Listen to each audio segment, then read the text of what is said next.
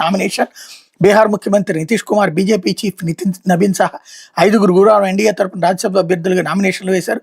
నితీష్ కుమార్ రాజీనామాతో ఖాళీ అవుతున్న సీఎం పదవిని బీజేపీ నేత చేపడతారని భావిస్తున్నారు అన్నటువంటిది హైలైట్ చేశారు. అయితే ఒకరు వద్దు ముగ్గురు ముద్దు అంటూ ఏదైతే ఇంతకుముందు ఈనాడులో చూసినటువంటిది చంద్రబాబు గారి ప్రోత్సాహకాలను గురించినటువంటిది హైలైట్ చేశారు. లేకపోతే శాంతి భద్రతల్లో అట్టడుగున ఏపీ. వైఎస్ఆర్సీపీ లీగల్ సెల్ అధ్యక్షుడు మనోహర్ రెడ్డి రాష్ట్రంలో వ్యవస్థలని కుప్పకూలని శాంతి భద్రత క్షీణించాయని వైఎస్ఆర్సీపీ లీగల్ సెల్ అధ్యక్షుడు మనోహర్ రెడ్డి చెప్పారు. ప్రభుత్వం ప్రత్యర్థి రాజకీయ పార్టీలను వేధించేందుకు అధికారులను ప్రైవేట్ సైన్యాలు వాడుకుంటుందని ఆగ్రహం వ్యక్తం చేశారు. నెల్లూరులోని వైఎస్ఆర్సీపీ జిల్లా కార్యాలయం గురువారం ఏర్పాటు చేసిన విలేకరుల సమావేశంలో ఆయన మాట్లాడారు.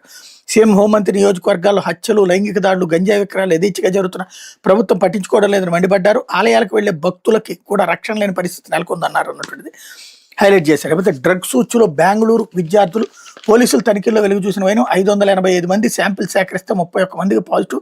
బెంగళూరులో తరచూ పోలీసు దాడుల్లో భారీగా మత్తు పదార్థాలు పట్టుబడుతున్నాయి. డ్రగ్స్ వ్యాపారులు, ఐటీ, బీటీ కంపెనీలు స్కూళ్లు, కాలేజీల వద్ద విక్రయిస్తున్నారు. తాజాగా డ్రగ్స్ వ్యతిరేకంగా సిలికాన్ సిటీ బెంగళూరులో పోలీసులు చేపట్టిన ఆకస్మిక తనిఖీల్లో విద్యార్థులు మత్తు పదార్థాలను సేవించినట్టు బయటపడింది.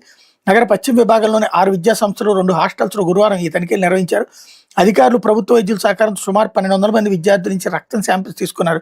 ఇందులో 585 మంది శాంపిల్స్ ర్యాండమ్గా పరిశీలించగా 31 మంది డ్రగ్స్ సేవిస్తున్నట్టు తెలిసింది. వీళ్ళంతా 8వ తరగతి నుంచి డిగ్రీ చదువుతున్న వారే కావడం గమనార్హం. వారి తల్లిదండ్రులకు సమాచారం ఇచ్చారు. మత్తు పదార్థాల అలవాటు నుంచి విముక్తి కల్పించిన డీజీపీ ఎంఏ సలీం ఇప్పటికే సన్మిత్ర పథకాన్ని ప్రారంభించారు. మరోవైపు పోలీసులు విద్యార్థులకు డ్రగ్స్ ఎలా లభిస్తున్నాయనే దాని మీద లోతుగా విచారిస్తున్నారన్నటువంటిది హైలైట్ చేశారు. భారత్